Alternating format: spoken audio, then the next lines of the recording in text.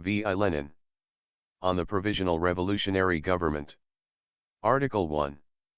Plekhanov's reference to history. The Third Congress of the Party adopted a resolution on the question of the Provisional Revolutionary Government. The resolution expresses the position we have taken in V. We now propose to examine in detail all objections to our position and to clarify from all points of consideration the true doctrinal significance and the practical implications of the Congress resolution. We shall begin with Plekhanov's attempt to deal with the question strictly as a point of principle. Plekhanov entitled his article on the question of the seizure of power. He criticizes the tactics aimed evidently by V. at the seizure of political power by the proletariat. As everyone who knows V. is perfectly well aware, it has never raised the question of the seizure of power nor ever aimed at any tactics of seizure. Plekhanov seeks to substitute a fictitious issue for the real issue. We have only to recollect the course of the controversy to see this. The question was first raised by Martynov in his famous Two Dictatorships. He stated that if our party took the lead in the uprising and the uprising were successful, this would inevitably bring about our participation in the Provisional Revolutionary Government, which participation was inadmissible in principle and could only lead to disaster and discredit. Iskra defended this view. V. contended that, on the contrary, such an outcome was highly desirable, that social democratic participation in a provisional revolutionary government, which would be tantamount to the democratic dictatorship of the proletariat and the peasantry, was permissible, and that without such a dictatorship the republic could not be maintained. Thus, in answering the question posed by Martynov, both camps to the dispute proceeded from two like premises but reached different conclusions. Both assumed, 1. That the party of the proletariat would take the lead in the uprising, and 2. That the uprising would be victorious and the autocracy completely overthrown. They differed in the evaluation of the tactical conclusions to be drawn from these premises. Does this bear any resemblance to tactics aimed at the seizure of power? Is it not obvious that Plekhanov seeks to evade Martynov's presentation of the question discussed by Iskra and V. At issue was the question whether a victorious uprising would be dangerous or disastrous, since it might necessitate participation in a provisional revolutionary government. The point that Plekhanov wants to argue is whether the tactics should be aimed at seizure of power. We are afraid that Plekhanov's wish, which can only be understood as a desire to obscure Martynov's presentation of the question, will remain a pious wish, since this is a subject that no one has discussed or is arguing. What this substitution of the question signifies for the whole of Plekhanov's argumentation is clearly revealed in the virtuosi of Philistinism incident. Plekhanov cannot get over this expression, which was used by V. He reverts to it time and again, sternly and angrily assuring his readers that V. has dared to apply this none too flattering epithet to Marx and Engels, that V. was beginning to criticize Marx, etc., etc. Seeing that Plekhanov's aim was to rehabilitate Martynov and to give V. a dressing down, we quite understand how pleased he would have been had V. said anything like the nonsense he attributes to it. The point is that V. did not say anything of the kind, and any attentive reader could easily challenge Plekhanov, who has confused an interesting question of principle by meaningless and paltry cavil. Tedious though it is to answer cavils, the notorious virtuosi of Philistinism incident will have to be explained at length. V. reasoned as follows. We all talk of achieving the republic. To achieve it in reality, we must strike together at the autocracy, we being the revolutionary people, the proletariat and the peasantry. But that is not all.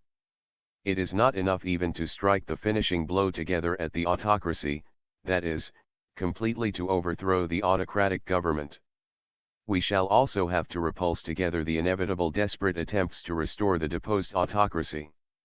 In a revolutionary epoch this repulsing together is, in effect, the revolutionary democratic dictatorship of the proletariat and the peasantry, the participation of the proletariat in the revolutionary government.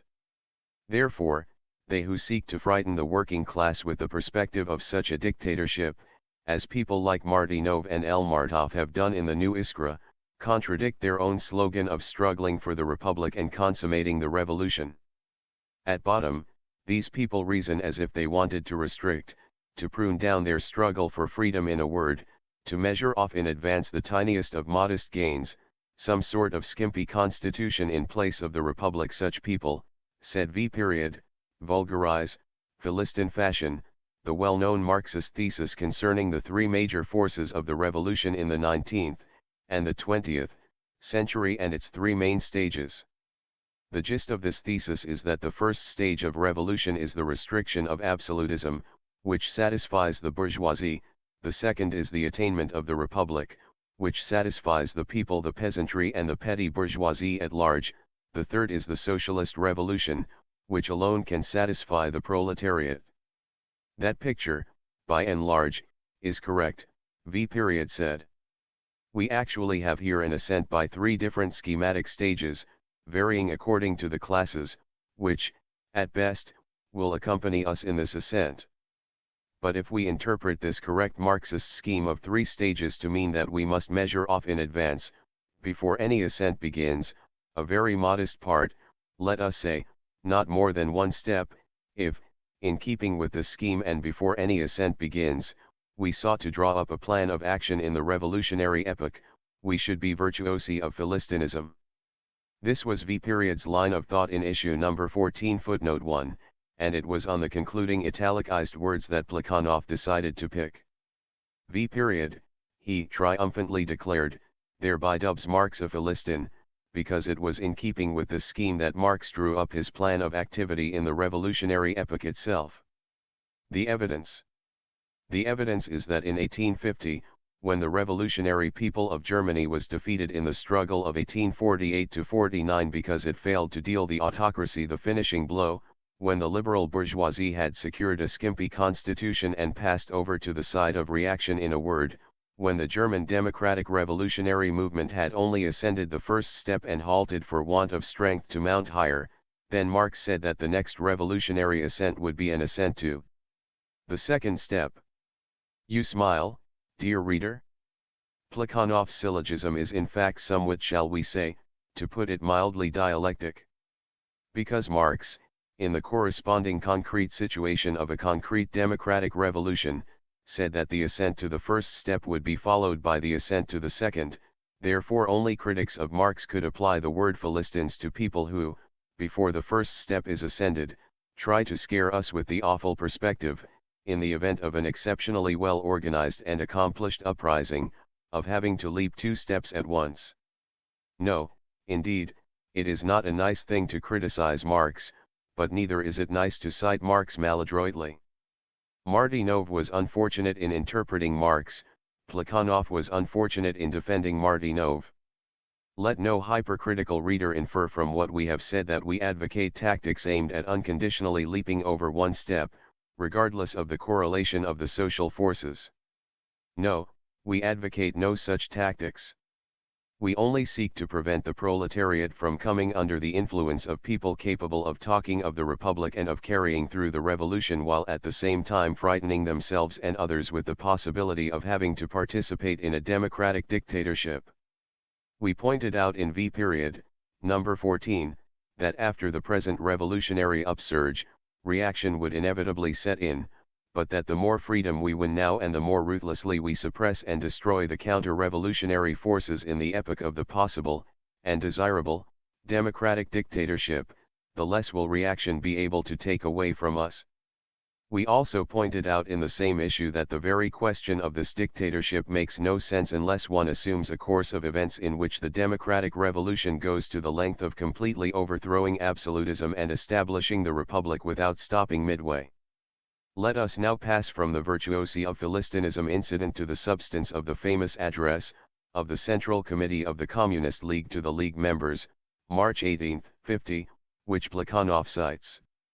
In this extremely interesting and informative address, deserving to be translated fully into Russian, Marx deals with the concrete political situation in Germany in 1850. He indicates the likelihood of another political outbreak, establishes the inevitability of the transition of power to the Republican, petty bourgeois Democratic Party in the event of a revolution, and analyzes the tactics of the proletariat. Dealing with the tactics before and during the revolution, and following the victory of the petty bourgeois Democrats, Marx urges the necessity of creating an independent, secret and open organization of the Workers' Party. He struggles with might and main against its reduction to the role of appendage of the official bourgeois Democratic Party, and he stresses the importance of arming the workers, of forming an independent proletarian guard, and of having the proletarians keep a close watch on the treacherous petty bourgeois democracy, etc. There is not a word in the address on the participation of the Workers' Party in a provisional revolutionary government, or on the revolutionary democratic dictatorship of the proletariat and the peasantry. From that, Plekhanov infers that Marx apparently regarded as inconceivable the idea that the political representatives of the revolutionary proletariat could work together with those of the petty bourgeoisie to create a new social order. The logic of this deduction limps. Marx does not raise the question of the participation of the Workers' Party in a provisional revolutionary government, but Plekhanov concludes that Marx decides this question generally and in principle in a definitely negative sense. Marx speaks only of the concrete situation. Plekhanov draws a general conclusion without at all considering the question in its concreteness. Yet one has only to scan some passages in the address which Plekhanov has omitted to see that his conclusions are entirely false. The address was written from the experience of 2 years in a revolutionary epoch, 1848 and 1849. Marx formulates the results of this experience as follows: at the same time, i.e., in 1848-49, the former firm organization of the League was considerably slackened. A large part of the members who directly participated in the revolutionary movement believed the time for secret societies to have gone by and public activities alone sufficient. The individual circles and communities Gemeinden allowed their connections with the Central Committee to become loose and gradually dormant. Consequently, while the Democratic Party, the party of the petty bourgeoisie, organized itself more and more in Germany, the Workers' Party lost its only firm hold, remained organized at the most in separate localities for local purposes, and in the general movement thus came completely under the domination and leadership of the petty bourgeois Democrats.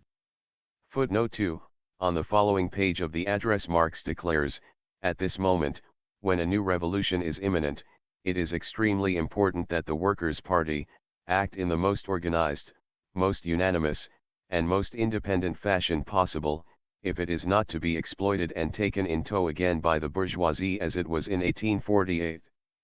Consider the meaning of these categorical statements.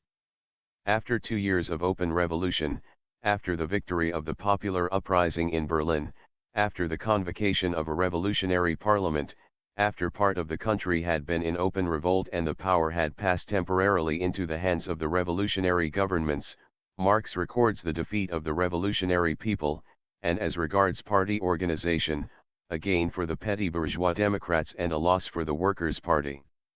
Is it not as plain can be that this implies a political situation in which it would have been pointless to raise the question of the participation of the Workers' Party in the government? After 2 years of a revolutionary epoch, when Marx, for 9 months, had openly published the most revolutionary newspaper of the Workers' Party, it had to be recorded that the party was completely disorganized, that there was no clearly marked proletarian current in the mainstream.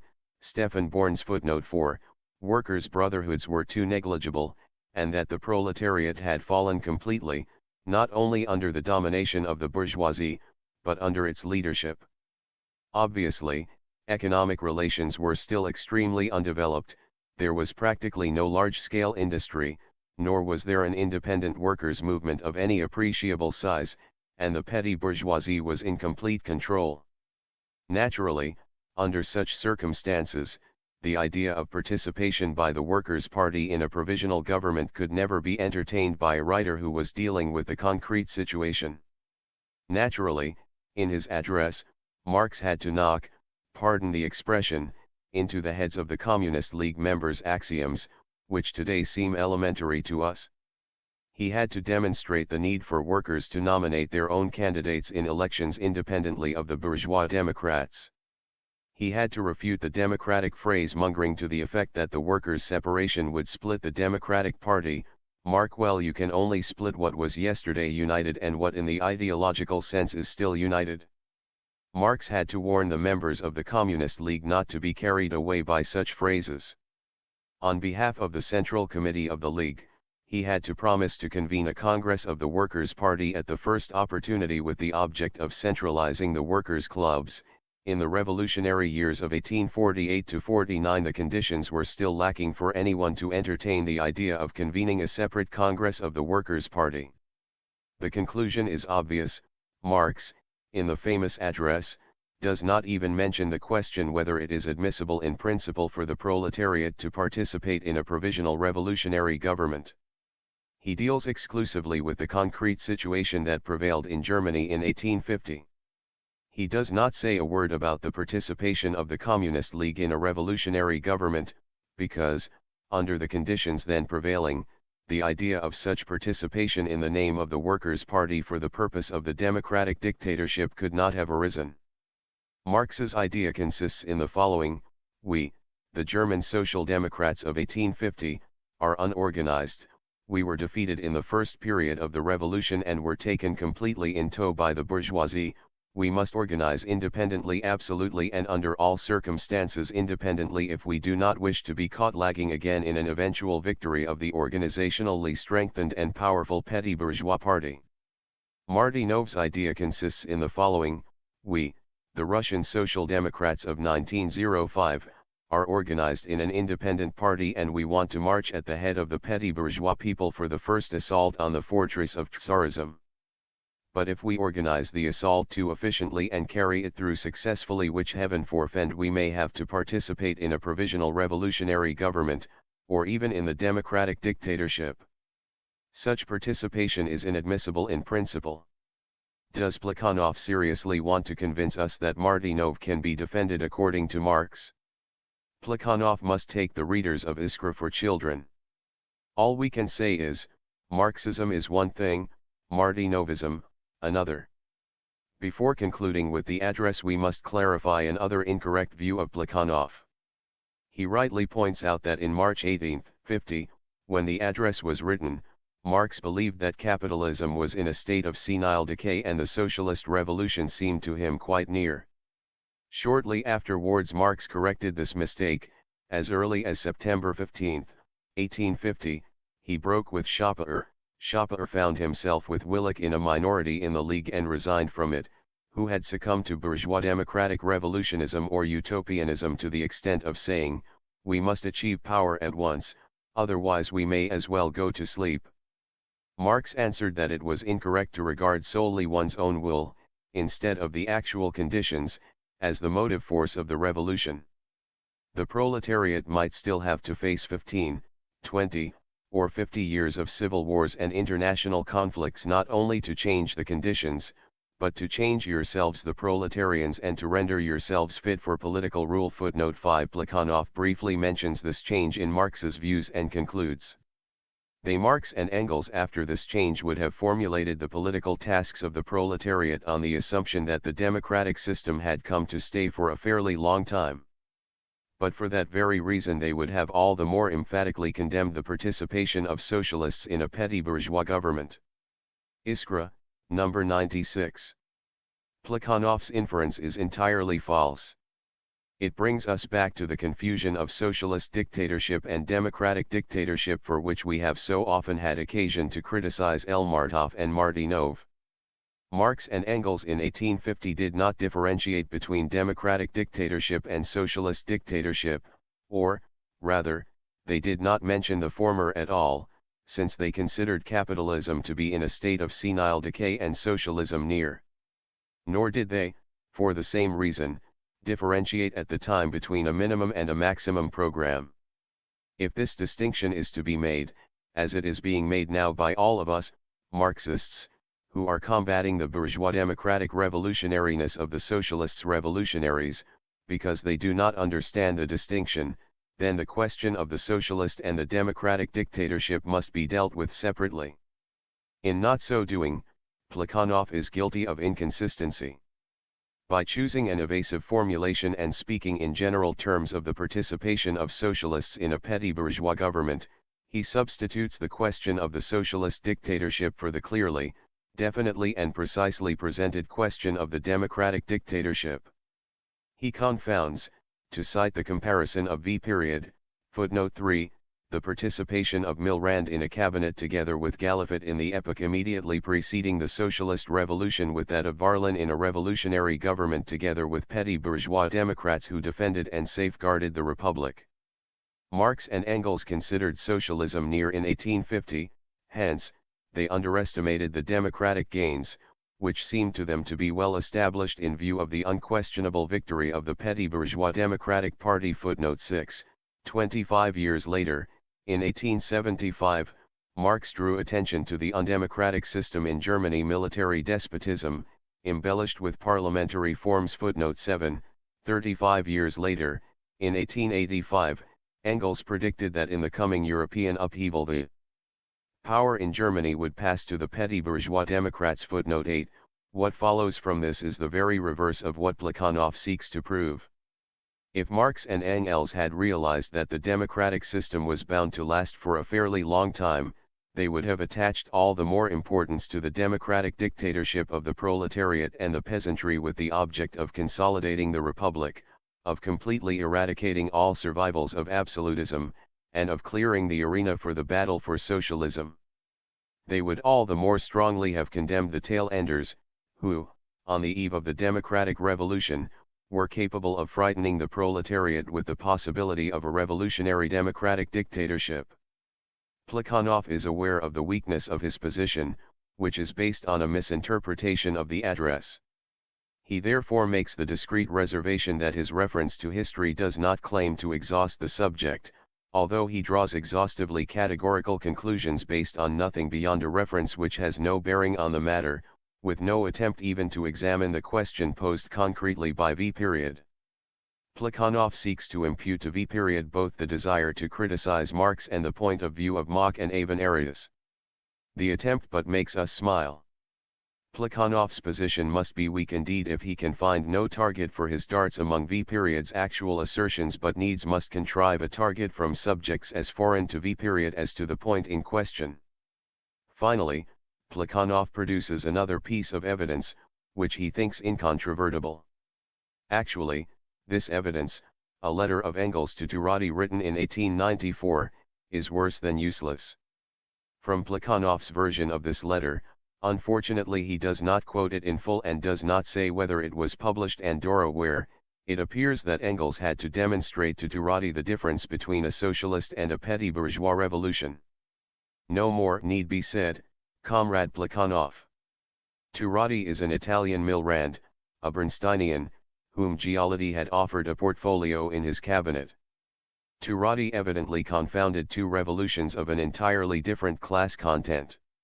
He imagined he would be furthering the interests of proletarian rule, but Engels explained to him that in the given situation in Italy in 1894, i.e., several decades after Italy's ascent to the first step, after the conquest of political freedom, which enabled the proletariat to organize openly, widely, and independently, he, Turati, in a cabinet of the victorious petty bourgeois party, would actually be defending and promoting the interests of an alien class, the petty bourgeoisie.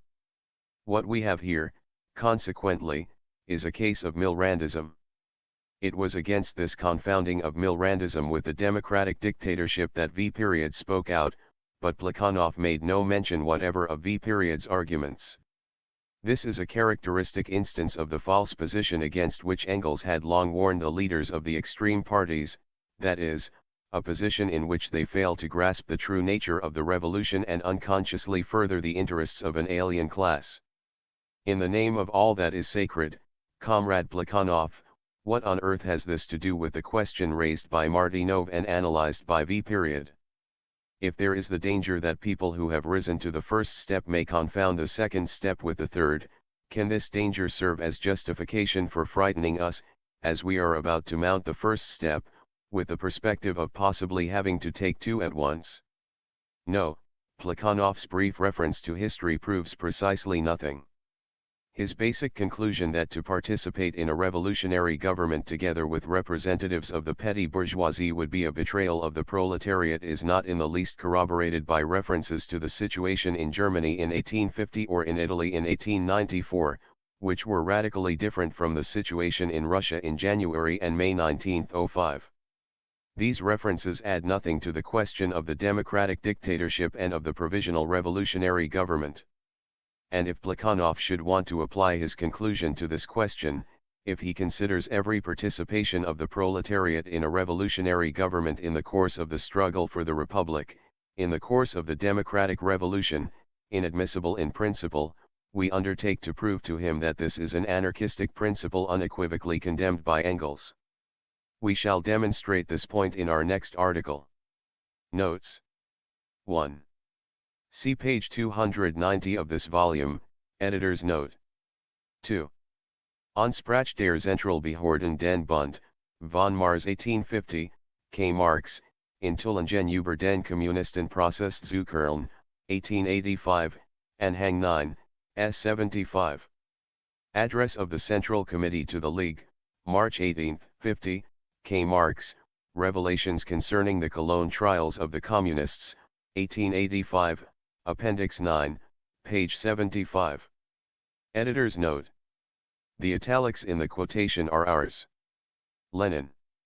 3. See page 282 of this volume. Editor's note. 4. Stefan Born, 1824-98, representative of the German labor movement, participant in the Revolution of 1848, member of the Communist League, Marx and Engels, Selected Works, Moscow, 1958, Volume 2, pages 352-53. 5. See Karl Marx, Intulingen über den Kommunistenprozess zu Köln, Berlin, 1952, S. 39. 6. Lenin refers to the address of the Central Committee to the Communist League written by Karl Marx and Friedrich Engels in March 1850, see Marx and Engels, Selected Works, Moscow, 1958, Volume 1, pages 106-17. 7. See Marx and Engels, Selected Works, Moscow, 1958, Volume 1, pages 106-17. 8. Lenin refers to Engels on the history of the Communist League, see Marx and Engels, Selected Works, Moscow, 1958, Volume 2, page 338.